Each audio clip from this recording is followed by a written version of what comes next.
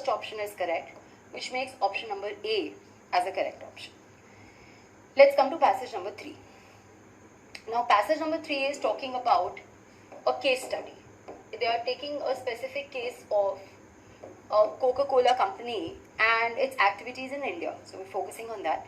It's saying that because Coke has been pumping water from local wells, it leads to farmers digging deeper and deeper in search for water, sometimes up to some 450 feet without finding water. So the natural resource called water is being exploited by this particular company, which leads to people actually suffering because of it. And it also said that in 2000 there were violent protests by farmers in the state of Kerala, which finally led to the closure of Coke there. So this example is being shared as a case study. Now, whenever you have a case study, you are actually trying to convey a deeper message behind it. Your focus is not just on the company that is being discussed. The reason it's been picked up as an example is to highlight how they exploit natural resources and how, if you want to get rid of it, it is farmers' protest which actually led to their closure. So it also, they wanted Coke to leave, but they brought them nothing but misery. That means people realize that it's causing them misery, but they have to act on it so that actually they can get rid of such things. Let's see what the question was. Which of the following best reflects the critical message? Number 1, farming activities were affected by the activities of Coca-Cola. Option number A is definitely true, because we are talking about how farmers have to struggle to get water because all the water was being used by this company. Okay, let's see. Because like I said, there can be multiple correct answers, then you have to choose the most correct. Let's see option number B. Often companies do not care about the sustainable use of resources or about the local population. This is also true, because through the example of Coca-Cola, that is what we are trying to say. Let's see option number C. Protests and government intervention are necessary to halt MNCs from exploiting resources and the population. This is not the critical message, and it's not protest and government intervention. There is absolutely no talk about government intervention. So option number C is definitely ruled out. Option number D, companies like Coca-Cola often exploit the resources of a developing country. Now, first of all, India is a developing country, but there is no talk about how Coca-Cola is exploiting the resources of a developing country as such. We can't say this is the, and whether there's exploitation in that sense. I mean, people are suffering is what the key message was. Out of A and B, however, the reason why B is definitely the right choice is because the question said, what is the critical message?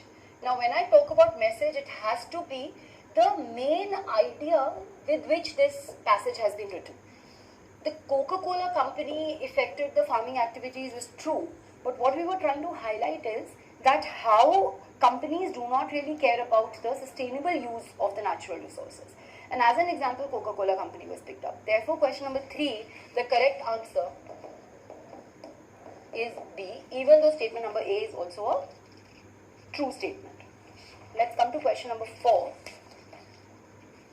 Question number 4 is based on passage 4, and passage 4 we are talking about in a society as stratified as India's meaningful and affordable education. So question number 4 is concentrating on meaningful as well as affordable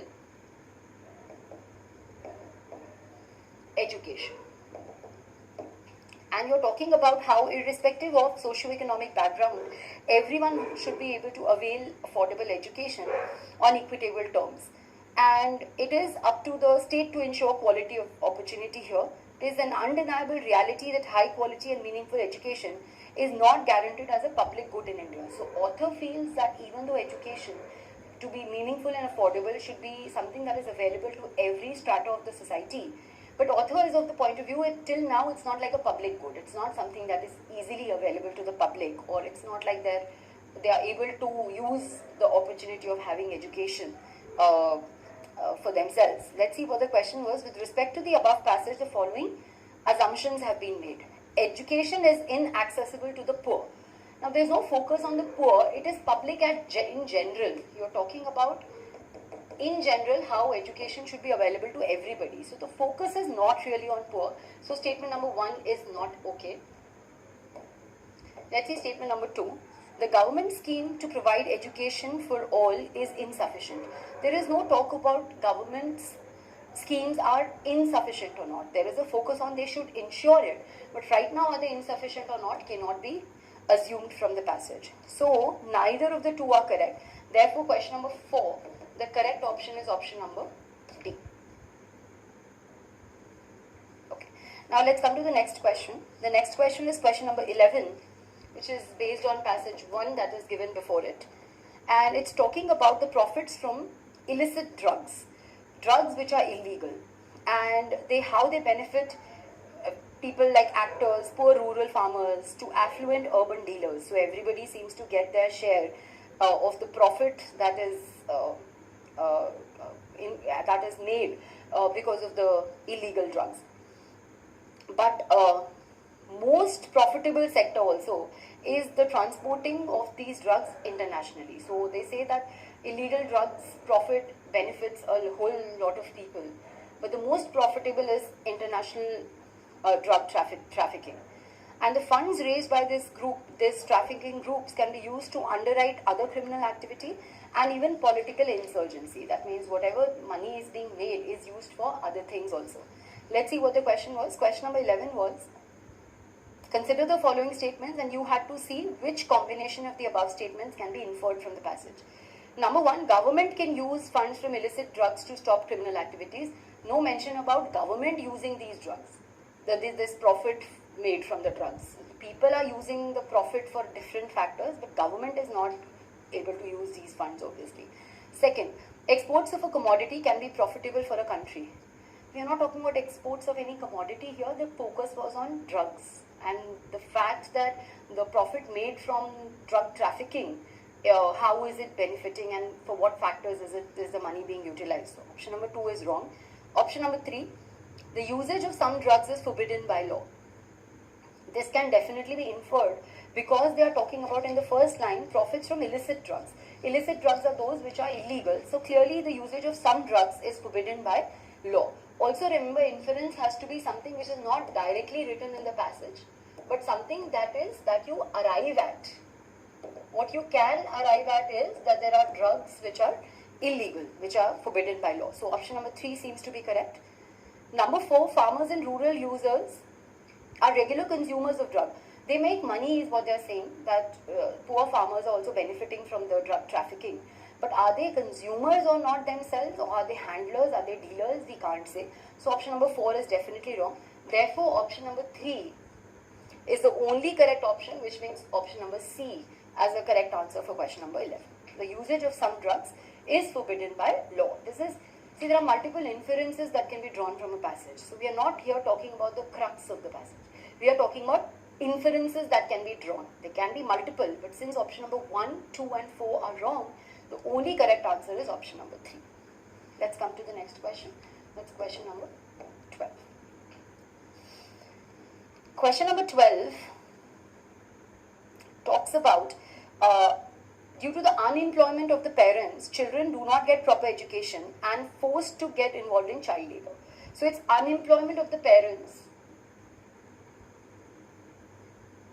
that leads to child labor. And educated people, they are saying, are less likely to send their children as child laborers. In general, educated people want to keep up a certain level of standard and live a respectable life.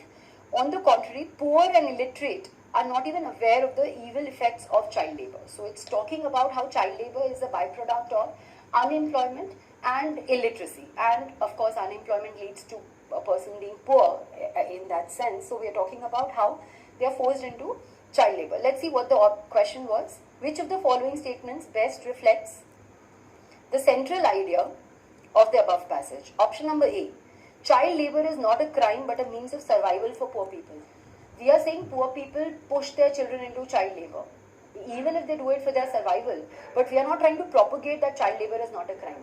We are in fact saying that the harmful effects of child labor are not recognized by people who are illiterate and poor. So option number A is wrong. Let's come to option number B. Unemployment leads to improper educational facilities and child labor instances. See, unemployment does lead to child labor, but it's not that unemployment is the only reason because of child labor. The focus here was on two factors. That is unemployment, how it is correlated with child labor. And we are saying that they are directly correlated. That means if one thing goes up, the other is definitely going up. But we are no way saying that unemployment is the only cause for child labor. But the statement says unemployment leads to improper education facilities and child labor instances. First of all, unemployment is not leading to educational facilities which are improper. That's not what the passage is saying. Secondly, we are not saying categorically that's the only thing that leads to child labor. We are saying one of the reasons of child labor is unemployment. So option number B is too dramatic. It's too far-fetched. We are not saying unemployment is the only thing. Plus, the connection between unemployment and educational facilities not being proper is not established in the passage. So option number B is ruled out. Option number C. Educated people do not engage in child labor activities as they want to maintain their living standards and live a respectable life. About 80% of these words have been picked up from the passage. However, we are not trying to say educated people do not engage in child labor activities. We are saying they are less likely to engage in child labor activities.